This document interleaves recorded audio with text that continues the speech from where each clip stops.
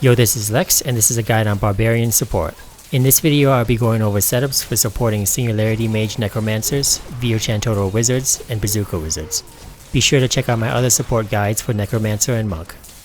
First, I'll be going over the setup for supporting Singularity Mage Necromancers, also called Rats. This is the easiest setup to play and should be played first. The gearing is very simple. Pride of Cassius is required to keep Ignore Pain up. For defense, there is Aquila Chest and Band of Might. For cooldowns, there's Leoric's Crown, Ingeome, and Messerschmitt's Reaver. Kane's Gloves and Pants give attack speed and extra experience. For movement, there's Echoing Fury, Illusory Boots, Retro's Ring, and Chilanic's Chain. Any shoulders are fine, just try to get the right stats. Rondar's Locket is used for up to 6 pickup radius. For damage, there's Oculus Ring and Strong Arm Bracers. You might have to wear Nemesis Bracers instead if the Rift Guardian Killer isn't able to. The legendary gems used are Wraith of Lightning, Toxin, and Swiftness. For stats, get as much attack speed, cooldown reduction, and pickup radius as possible. Pickup radius grows as a secondary stat everywhere except rings and weapons for a max of 22. There's other versions of Rat support that get more experience bonuses. For example, 3 Pieces of Born set has 2% bonus experience. Keep in mind that this bonus has to be split by 4 people in a party. This bonus only works on killing enemies and not on closing Rift experience, which is about half the total run experience. I'll let you decide if trading Aquila and Echoing Fury is worth the team gaining 0.25% more experience. A Ruby and Leoric's Crown can be worth about 1% more total experience, but might not be worth losing cooldown reduction. Moving on to skills, Leap is completely optional. It makes moving through some maps with walls and ledges easier. Another option is Rend Mutilate for 10% more damage. Sprint Forced March gives your team movement speed, as does Warcry when you're using Chilanic's Chain. Warcry, Hardened Wrath, and Ignore Pain Mob Rule give your team more defense. Furious Charge is used to move quickly. This will also activate Strong Arm Bracers and Band of Might. Threatening Shout Falter increases your team's damage. The passes are Inspiring Presence for double shout duration, Nerves of Steel cause dying sucks, Pound of Flesh for movement speed, and Superstition for defense. For Paragon, put points into Vitality for 1.5 to 2 million health, and put the rest into Strength. The setups for supporting wizards are more advanced, requiring you to do much more. This version is for supporting Viocantoro wizards. Raycore shoulders, gloves, chest, and pants are used for all the Furious Charge runes.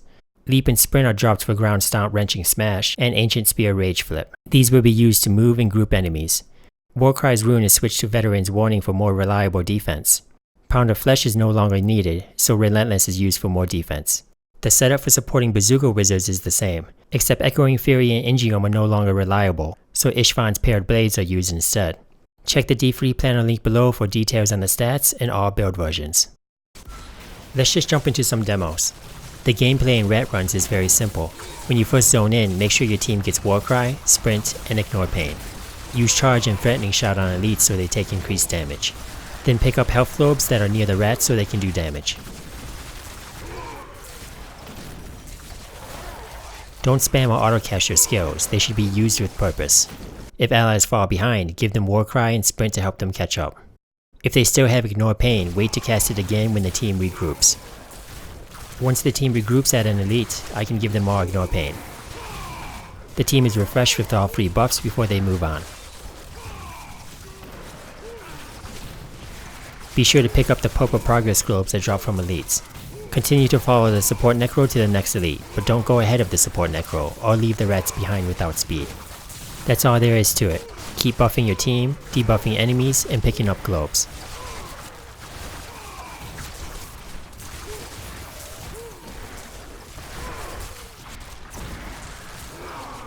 The support necro should be touching pylons while wearing Nemesis Bracers.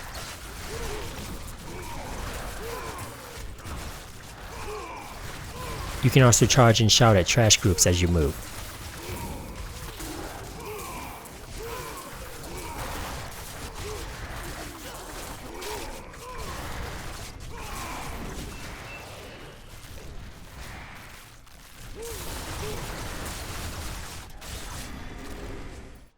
The gameplay for Bazooka Runs is much harder.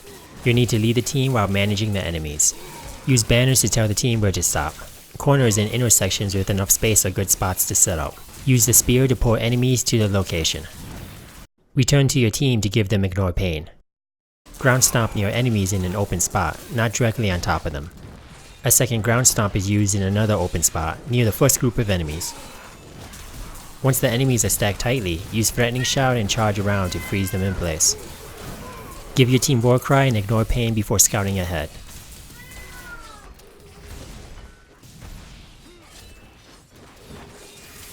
Once again, I banner in an open area and pour enemies. Notice how I stomp enemies to open spots so they're stacked.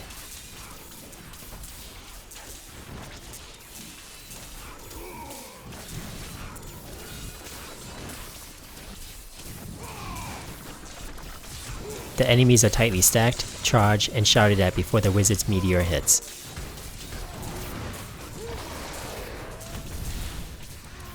I don't go too far for the next location since there's an elite and plenty of trash around to pull.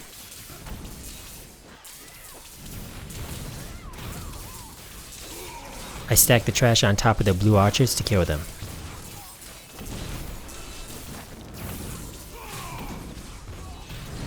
Make sure you always give the wizard War Cry and ignore pain, especially when they're dropping the meteor. This is important when they are using Squirt's Necklace and Stone Gauntlets. If you have these skills autocasted, your team won't get the buffs while you're away. The power is touched right away by the Necro wearing Nemesis bracers. I drag the one blue archer that survived the last meteor. The gameplay for Viocantoro runs is similar but much more forgiving, so you can practice pulling and stomping there first. The wizards should run to the elites while you pour trash forward to them.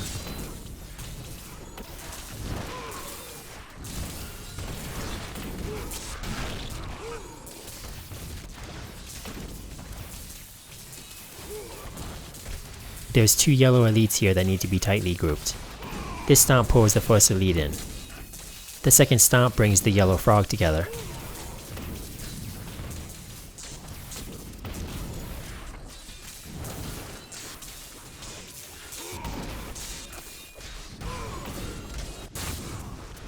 The wizard aims the meteor into density, and both elites are close enough. At the Rift Guardian, just keep your buffs up and don't charge or stomp the boss.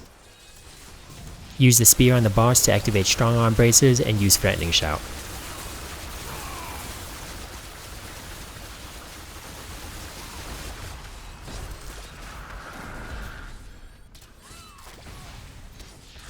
You might have to pull ads away so the boss killer can stack Bane of the Stricken. Please like the video if it helped, subscribe for more content, and feel free to stop by the live stream if you have any questions or comments. Happy slaying!